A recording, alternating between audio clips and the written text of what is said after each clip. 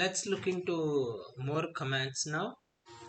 The unmount command to remove a removable device. You should never just remove it from the system. Instead, you should always unmount it first. uh, this unmount command gives you the choice of defining the media device by either its device location or its mounted directory name. If any program has a file open on a device, the system won't let you unmount it. And this and similarly you can do the same. So you use unmount command and then directory or device, so that will unmount the image file or whatever is there successfully. Then using the df command, sometimes you need to see how much disk space is available on an individual device. So the df command allows you to easily see what is happening on all the mounted disks. The df command shows each mounted file system that contains data. As you can see from the mount command earlier, some mounted devices are used for internal system purposes. The command displays normally this command displays if huge amount very important data that we are going to see ahead. And in addition to this, we can use options also. If we use h option with the df command, this together shows the disk space in human readable form, usually as an m for megabytes or a g for gigabytes. So let's get into the wsl and mm,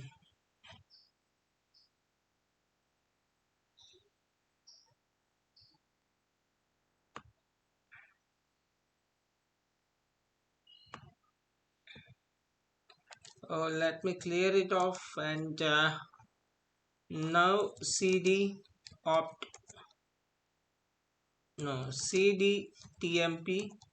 So here we have files, but when you do ls, the listing, you can see only file names. If you go for long listing, you can see permissions and everything together with the file. But what we want to see is the size of the files. For that we have to use df command. So for that I'll use df. Here it is. So basically it has given some information. First one is the device location, and then 1k blocks. These are 1k blocks. 1k block means that's 1024 byte blocks of data it can hold. So how many 1024 byte, that is 1k blocks of data it can hold. Then how many 1024, that's 1k byte blocks are used, and how many 1024 byte blocks are available.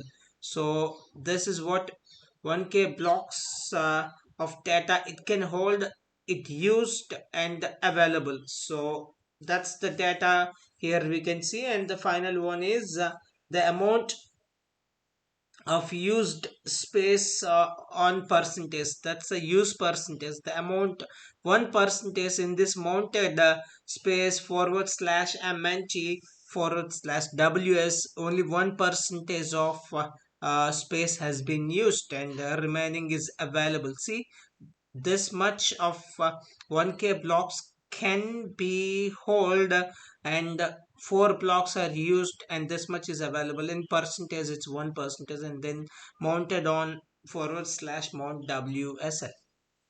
And the last one is the mount point where the device is mounted. This is the place here, the device where the device has been mounted. You can see for all others also. For drivers, dev SDC, it's 1%. Then WSLG init run everywhere. There is not much of uses other than drivers. For drivers, almost 87% of usage we can see. Okay, so next next what will we do is we will using we'll use df option, and we'll see. So here it is, just for your reference, your understanding. So df a report file system. What df does is it's a report file system disk space usage, and this is how the syntax of this df command looks like. Df and then option, and then argument if it is any, and then you can have plenty of options. Let's look into one option first, that is small h. uh, it is human readable. Print sizes in powers of 1024, for example 1023 megabytes, mbs or kb or gbs or tbs. So let's do it and see what's going to happen. df and h, that is human readable format. Here it is.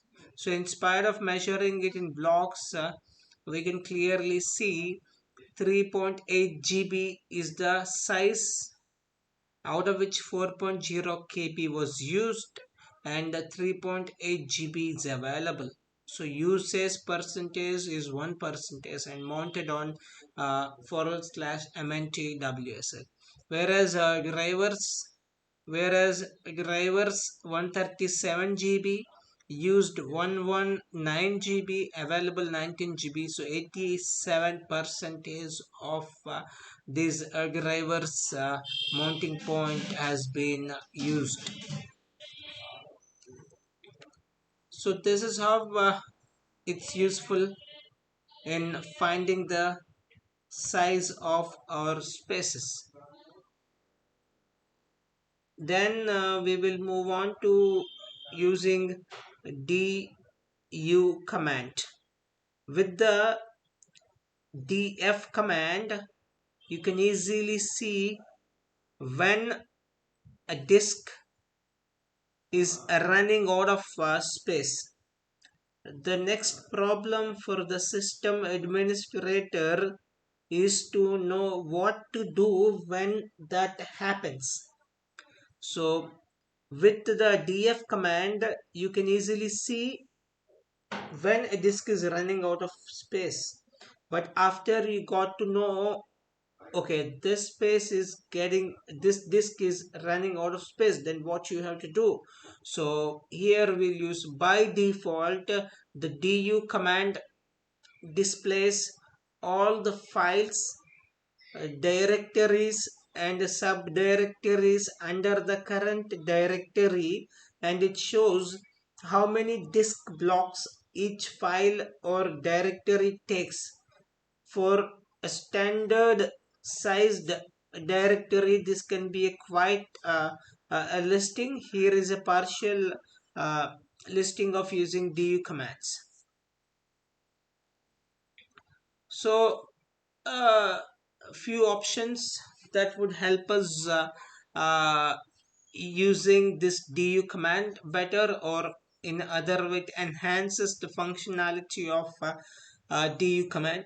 If you see, it produces a grand total of all the files listed, and if you use -h, that's option h, it prints sizes in human readable form. using K for kilobyte, M for megabyte, and G for gigabyte. So let's get into the WSL one more time and we'll check it. Okay, so let me clear it off all those things, and then let's give it a du command first, and let's see what's going to happen. This is how it gives, but of course it is not that human readable. uh, uh, we can't make much sense of much we can't make much sense out of it. So what will we do is we'll use some options. DUH option, that's a human readable format, that's how. So we are in temp, and these are the directories it consists of.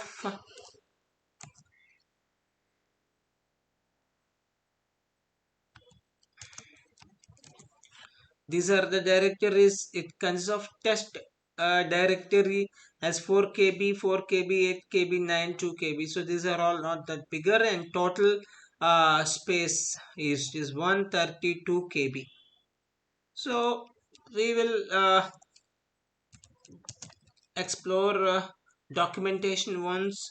So this is how you go into the documentation, and we'll see what is C. C is produce a grand total, and then what we have is B. B is a block size altogether. So let's get back, and we'll apply options one by one. So first option, we have applied the human readable format, that's fantastic. Then we'll go for C. So it will give you the total. This total, of course we'll get it, but it will mention that total space is used by the directories and folders. Then we'll go for DUCH, that is C and a combined one. So C and human are readable. Okay, so now everything has become so you got the total as well as human readable format. Then we'll go for another option, that's B option. So the B option requires an argument, that's okay. So then that's how a du command help us finding the total size used, total memory used by the different directories or folders or files in that directory. Then we will move on to the working with the data files. So when you have a large amount of data, handling the information and making it useful can be difficult. As you saw with the du command in the previous section, it is easy to get data overload when working with the system commands. So the sort command is a popular function that comes in handy when working with large amounts of data. The sort command does what it says. It sorts data.